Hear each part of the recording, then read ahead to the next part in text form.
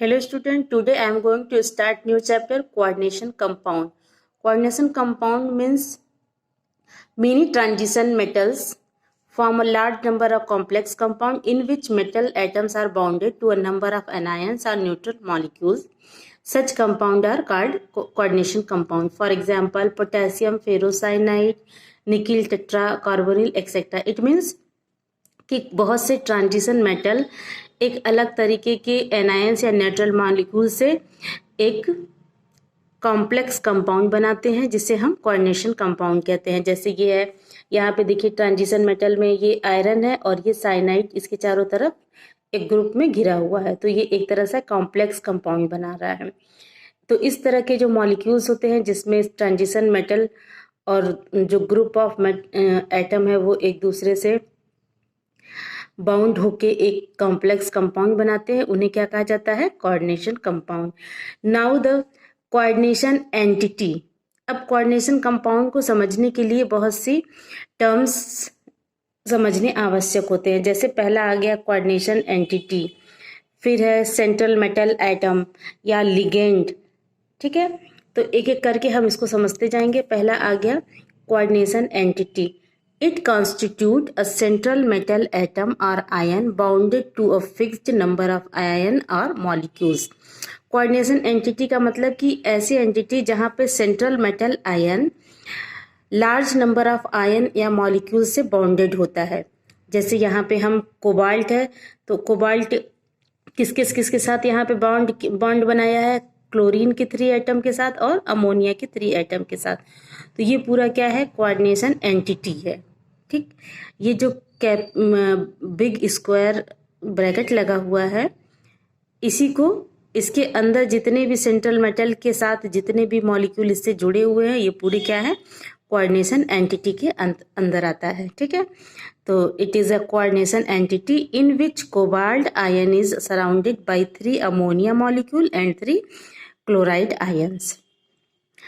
Square bracket के अंदर वाले पोर्शन को कोऑर्डिनेशन स्फीयर भी बोलते हैं। ठीक है, तो जैसे कोऑर्डिनेशन स्फीयर अगर पूछा जाता है तो जैसे फॉर एग्जांपल हम ले लेते हैं, मान लीजिए हम निकिल कार्बोनिल लिया, टेट्रा कार्बोनिल, और इसको बिग ब्रैकेट से ऐसे लगा दिया, तो बिग ब्रैकेट के अंदर की जो भी एंटिटी है उसको कहा जाता है कोऑर्डिनेशन एंटिटी, और इसको स्फीयर भी बोल जाता है। ये स्क्वायर अंदर के जो ये जो स्पेस है उसको क्या कहा जाता है? Coordination sphere.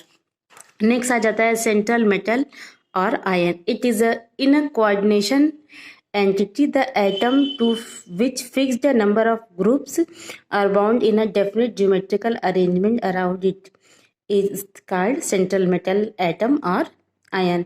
इसका मतलब कोऑर्डिनेशन कंपाउंड में जो ट्रांजिशन मेटल है जिसके चारों तरफ एक ग्रुप ऑफ एटम जुड़ा हुआ है उसको हम सेंट्रल मेटल एटम कहते हैं। जैसे यहाँ पे देखिए K4FeCN6 है, तो यहाँ पे आयरन जो है ये सेंट्रल मेटल एटम कहलाएगा। ठीक, अगर कोई और एग्जांपल लेते हैं, जैसे हम निकिल का भी एग्जांपल हमने लिया, तो यहाँ पे निकिल क्या है? सेंट्रल मेटल एटम है। फॉर दूसरा एग्जांपल एक लेते हैं NH, हेक्सा अमाइन कोबाल्ट, ये आयन के प्रेजेंट है। ठीक है, पॉजिटिव कैटायन है, तो यहाँ पे ये जो कोबाल्ट है ये सेंट्रल मेटल आयन है। यहाँ पे अगर कोई चार्ज नहीं है तो वो एक न्यूट्रल है, कॉम्प्लेक्स कंपाउंड, तो ये जो है सेंट्रल मेटल एटम कहलाएगा। अगर वो चार्ज पे है, वहाँ पे चार्ज दिखाया हुआ है या लगा हुआ है, तो वहाँ पे जो मेटल होता है उसको कहा जाता है सेंट्रल मेटल आयन। तो यहाँ पे देखिए hexa amine cobalt plus charge लगा हुआ है, तो यहाँ पे कोबाल्ट को हम कहेंगे सेंट्रल मेटल आयन। ठीक, और ये है सेंट्रल मेटल एटम। नेक्स्ट आ जाता है लिगेंड। लिगेंड का मतलब सेंट्रल मेटल एटम, जैसे ये है Fe, इसके चारों तरफ जो ग्रुप लगा हुआ है, जैसे यहाँ पे साइनाइड के 6 मॉलिक्यूल लगे हैं। ठीक है, तो ऐसे ग्रुप या मॉलिक्यूल जो सेंट्रल मेटल को चारों तरफ से बाउंड किए होते हैं उसे कहा जाता है लिगेंड।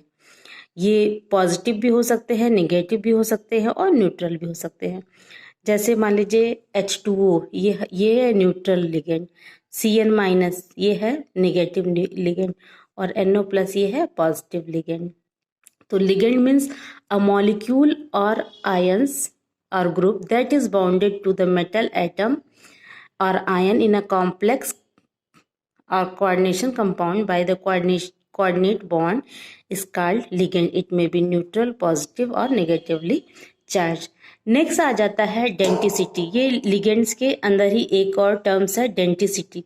डेंटिसिटी का मतलब होता है कि the number of ligating group present in ligand is called denticity, यानी कि लिगेंड में जितना लिंकिंग ग्रुप प्रेजेंट होता है उसे कहा जाता है डेंटिसिटी। जैसे ये कई तरह के होते हैं, जैसे यूनिडेंटेड लिगेंड, डाइडेंटेड लिगेंड, पॉलीडेंटेड और एम्फीडेंटेड लिगेंड होते हैं। यूनिडेंटेड लिगेंड का मतलब होता है कि when a ligand is bound to metal ion through a single donor atom is called unidentate, जैसे क्लोराइड, H2O, NH3। अब डेंटिसिटी का मतलब क्या हुआ? Number of linking group present in ligand. Number of linking group का मतलब कि जैसे मान लीजिए हम आयरन ये लेते हैं एग्जाम्पल, हम फेरोसाइनाइड का Fe(Cn)6 है, ठीक है, K4FeCN6 है। अगर इसको पॉजिटिव और नेगेटिव में चेंज करना हो तो ये K+ में हो जाएगा और ये पूरा पोर्शन जो है माइनस में हो जाएगा। तो यहाँ पे आयरन क्या है? सेंट्रल मेटल है और जो लिगेंड है वो हमारा Cn, लिगेंड क्या है? Cn यानी साइनाइड है, ठीक है। इसको हम ऐसे 6 साइनाइड है तो ऐसे हम 6 चारों तरफ से ऐसे इसको बॉन्ड यहाँ पे बनाया, कोऑर्डिनेशन बॉन्ड यहाँ पे बना हुआ है, ठीक है। अब यहाँ पे देखना है कि जैसे ये साइनाइड क्या होता है? निगेटिव होता है, निगेटिव चार्ज होता है, इस पर -1 का चार्ज होता है। तो डोनर एटम का मतलब कि ऐसे एटम या ग्रुप्स जो डोनेट करते हों, इलेक्ट्रॉनों को डोनेट करने की टेंडेंसी रहती है। जैसे यहाँ पे साइनाइड में नाइट्रोजन है, ठीक है, नाइट्रोजन क्या करेगा? इलेक्ट्रॉनों को डोनेट करने की टेंडेंसी रखता है, यानी कि सेंट्रल मेटल के साथ इलेक्ट्रॉनों को डोनेट कर रहा है, ठीक है, सेंट्रल मेटल को। तो यहाँ पे साइनाइड में सिर्फ नाइट्रोजन डोनर एटम का काम कर रहा है, इसलिए ये क्या कहलाता है? यूनिडेंटेड लिगेंड, यूनिडेंटेड लिगेंड, ठीक। इसी तरह H2O ये न्यूट्रल लिगेंड है।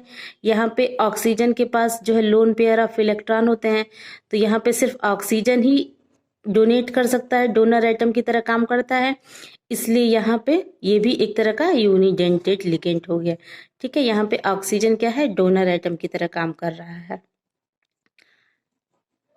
इसी तरह अमोनिया देखते हैं, अमोनिया में NH3, इसमें भी पता है कि नाइट्रोजन के पास लोन पेयर ऑफ इलेक्ट्रॉन होते हैं, तो यहाँ पे नाइट्रोजन एज ए डोनर काम कर रहा है, तो ये भी एक तरह का यूनिडेंटेड लिगेंड है, ठीक है।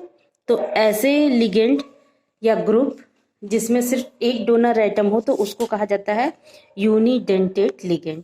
नेक्स्ट आ जाता है डाइडेंटेड लिगेंड। इसमें 2 डोनर एटम प्रेजेंट होते हैं। जैसे देखिए ethylene diamine, ethylene diamine का स्ट्रक्चर अगर देखें NH2CH2CH2NH2, तो इसका स्ट्रक्चर अगर हम बनाते हैं तो इसको स्ट्रक्चर हम ऐसे बनाते हैं CH2NH2 फिर CH2 और NH2। अब ये पूरा एक ही मॉलिक्यूल है एथिलीन डाई अमाइन, ठीक है। इसको शॉर्ट में EN भी इसको शॉर्ट में EN लिखा जाता है और इसका पूरा नाम है एथिलीन डाई अमाइन। अब यहाँ पे देखिए 2 नाइट्रोजन है, एक ये नाइट्रोजन और एक ये नाइट्रोजन है, ठीक है। तो ये भी डोनर है और ये भी डोनर है, यानी कि एक ही मॉलिक्यूल के अंदर 2 डोनर एटम प्रेजेंट हैं। तो ऐसे मॉलिक्यूल जिसमें 2 डोनर एटम प्रेजेंट होते हैं उनको कहा जाता है डाइडेंटेड लिगेंड। इसी तरह ऑक्सलेट आयन में भी COO और COO 2 प्रेजेंट हैं, तो ये भी क्या हो गया? 2 ऑक्सीजन एटम है, तो ये भी क्या हो गया? डाइडेंटेड लिगेंड। नेक्स्ट आ जाता है पॉलीडेंटेट। पॉलीडेंटेट का मतलब कि जब 2 से ज़्यादा लिगेंड में डोनर एटम प्रेजेंट हो तो उसको कहा जाता है polydentate ligand. For example ethylene diamine tetraacetate, इसको शॉर्ट में बोला जाता है EDTA, ठीक, इसमें देखिए ये हेक्सा लिगेंड होता है, हेक्साडेंटेट लिगेंड होता है। हेक्साडेंटेट का मतलब इसमें 6 डोनर एटम प्रेजेंट हैं। देखिए ये पूरा फिगर है EDTA का, यानी ethylene diamine tetraacetate. Ethylene diamine का इतना है फिगर, उसमें 4 जो है एसीटेट आयन लग गए हैं। तो ये 4 एसीटेट, ये 4 और 2 नाइट्रोजन, ये मिलके 6 डोनर एटम बनाते हैं। तो 6 डोनर एटम प्रेजेंट होने के कारण ये काम करता है हेक्साडेंटेट लिगेंड की तरह। ठीक है, ये भी एक तरह का पॉलीडेंटेट है। फिर नेक्स्ट आ जाता है एम्फीडेंटेट, ऐसे लिगेंड जिसमें 2 डोनर एटम या 2 मतलब एक ही लिगेंड है लेकिन उसमें 2 तरह के डिफरेंट तरीके के डोनर एटम प्रेजेंट होते हैं, तो उसको कहा जाता है एम्बीडेंटेट लिगेंड। जैसे मान लीजिए NO2-। अब इसमें अगर ऑक्सीजन के साथ मेटल जुड़ा हुआ तो ऑक्सीजन डोनर एटम की तरह भी काम कर सकता है, नाइट्रोजन भी काम कर सकता है। सल्फर थायोसाइनाइड है ये, ठीक है, सल्फर SCN, इसमें नाइट्रोजन भी डोनर एटम की तरह काम करता है और सल्फर भी। तो ऐसे लिगेंड जिसमें 2 डिफरेंट एटम प्रेजेंट हों, डोनर एटम प्रेजेंट हों, उनको कहा जाता है एम्बी लिगेंड। नेक्स्ट टर्म आ जाता है coordination number. It is the number of ligand donor atom to which the metal is directly bonded. It means coordination number का मतलब कि सेंट्रल मेटल एटम से जो लिगेंड अटैच है, कितने नंबर ऑफ लिगेंड अटैच है उस पर डिपेंड कर। Coordination number means it is the number of ligand donor atoms to which the metal is directly bonded. It means कि how many number of ligand attach to the metal is directly. जैसे iron में 6 cyanide attach है, ठीक है, तो यहाँ पे cyanide का जो कोऑर्डिनेशन नंबर हो जाएगा 6 हो जाएगा। तो नंबर ऑफ लिगेंड जितने होते हैं वही कोऑर्डिनेशन नंबर होता है। जैसे फॉर एग्जांपल अगर हम निकिल टेट्रा कार्बोनिल ले रहे हैं तो यहाँ पे 4 नंबर ऑफ लिगेंड है, निकिल में 4 कार्बोनिल ग्रुप जुड़ा हुआ है CO, तो यहाँ पे जो यहाँ पे कोऑर्डिनेशन नंबर इसका जो हो जाएगा 4 हो जाएगा। इसी तरह अगर यहाँ पे देखें तो 6 अमोनिया मॉलिक्यूल्स जुड़े हैं कोबाल्ट में, तो यहाँ पे कोऑर्डिनेशन नंबर हो जाएगा, यहाँ पे कोबाल्ट का कोऑर्डिनेशन नंबर हो जाएगा 6। तो इस तरह जितने लिगेंड जुड़े होते हैं वही उसका कोऑर्डिनेशन नंबर होता है। नेक्स्ट आ जाता है काउंटर आयन। काउंटर आयन का मतलब कोऑर्डिनेशन स्फीयर के बाहर जो एटम प्रेजेंट होते हैं उसको कहा जाता है काउंटर आयन। जैसे फॉर एग्जांपल पोटेशियम फेरोसाइनाइड है, ठीक है। अब ये जो स्क्वायर ब्रैकेट है इसके अंदर वाली जो स्पेस है उसको कहा जाता है कोऑर्डिनेशन स्फीयर, और उसके अंदर जो मॉलिक्यूल्स प्रेजेंट हैं उसको कहा जाता है कोऑर्डिनेशन एंटिटी। अब ये जो मेटल प्रेजेंट है इसको कहा जाता है सेंट्रल मेटल एटम या आयन, और ये जो स्मॉल ब्रैकेट के अंदर है इसको कहा जाता है लिगेंड। अब इस बिग ब्रैकेट के बाहर जैसे पोटेशियम है इसको कहा जाता है काउंटर आयन।